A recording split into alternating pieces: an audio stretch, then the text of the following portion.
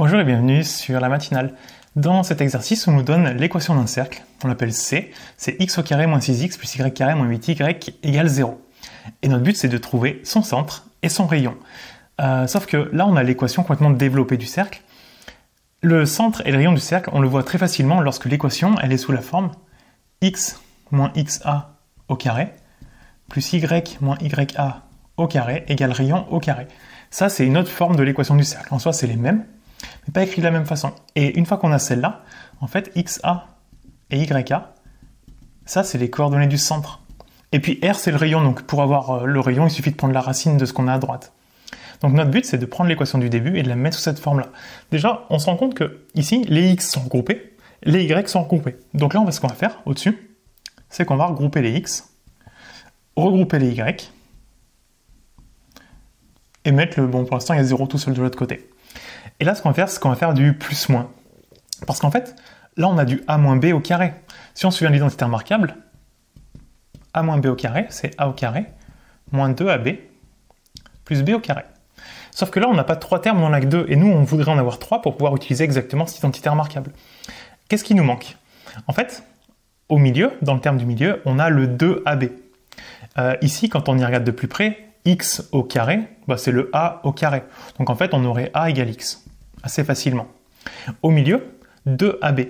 En fait, il suffit de prendre la valeur du milieu, le 6, et de la diviser par 2, ce qui nous fait 3, qui correspond au b, parce qu'en fait, on aura 2 fois b, donc 2 fois 3, ça fait 6, qui nous redonne le 6, et puis a, on a dit qu'il valait x. Globalement, prenez juste la valeur du milieu, divisez-la par 2, et ça vous donne le petit b. Donc on va prendre b égale 3. Et donc, pour pouvoir faire exactement l'identité remarquable, c'est-à-dire qu'il nous manque un plus 9 ici. Mais ce plus 9, il n'était pas là à la base. Donc, il faut qu'on le retire. Là, on aura exactement notre identité remarquable. On va faire pareil à côté. Y carré moins 8y. Si vous avez compris, le 8, on va le diviser par 2, ça nous donne 4. Donc, il nous faut un plus 16. 4 au carré. Mais ce plus 16, il n'était pas là au début, donc on va faire un moins 16. Là, on a exactement l'identité remarquable.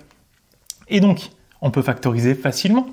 Là, on aura a qui vaut x, moins b, on a dit qu'il vaut 3, au carré, plus...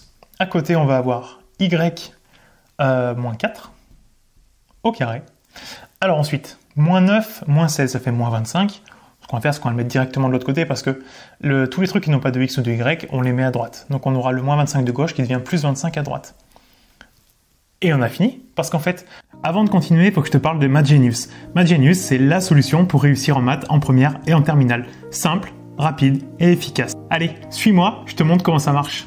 Tu choisis ton chapitre parmi tout le programme de première et de terminale. Tu maîtrises l'essentiel du cours, expliqué simplement en vidéo de moins de 10 minutes. Tu l'appliques immédiatement sur les exercices indispensables, maîtrise-les et tu seras à l'aise partout. Tu prépares tes contrôles avec les flashcards.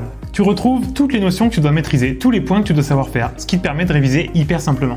Si jamais tu as besoin d'aide, je suis là. Tu peux me poser tes questions par chat directement dans le programme.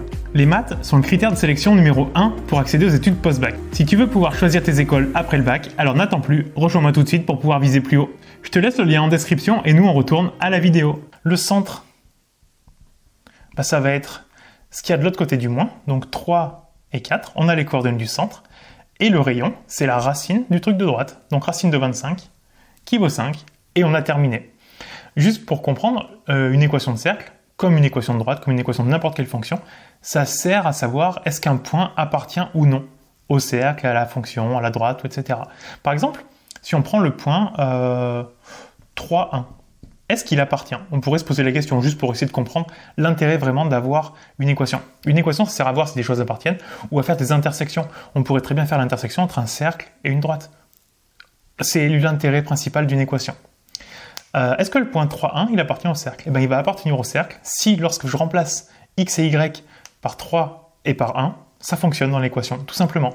Donc ici, par exemple, si on remplace x par 3, ça fait 3 moins 3, donc ça fait 0, ça dégage. Et à côté, 1 moins 4, ça fait moins 3. Au carré, ça fait 9. Est-ce que 9, il est égal à 25? Non. Donc le point 3,1, il n'appartient pas au cercle. Et si on avait obtenu 25 égale 25, une égalité qui fonctionne, ça voulait juste dire que le point appartenait au cercle. Donc ça, c'est pas dur du tout. Mais il faut vraiment le comprendre qu'une équation, c'est juste pour savoir si des choses appartiennent ou non. Ça sert à représenter tous les points qui appartiennent au cercle. Il faut s'imaginer que des points qui appartiennent au cercle, il y en a une infinité. Donc on ne va pas s'amuser à les représenter un par un. Donc ce qu'on a fait, c'est qu'on a créé une équation qui permet en fait de tous les représenter. Et après, on peut tester en remplaçant x, y par différentes valeurs, est-ce que tel point appartient ou non. Et c'est beaucoup plus simple comme ça.